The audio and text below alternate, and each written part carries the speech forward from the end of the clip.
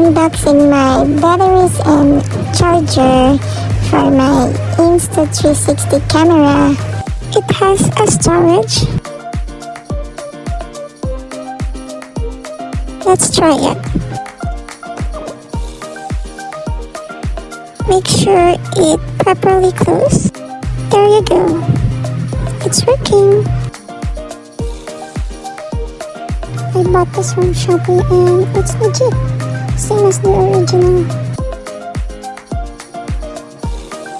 Okay, let's open this fast charger hub for Insta360. Also bought it from Shopee. It has 3 slots and a cable.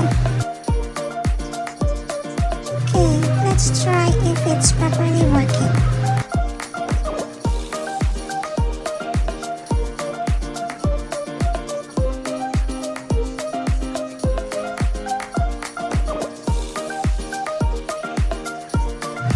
Okay, green light means it's charging.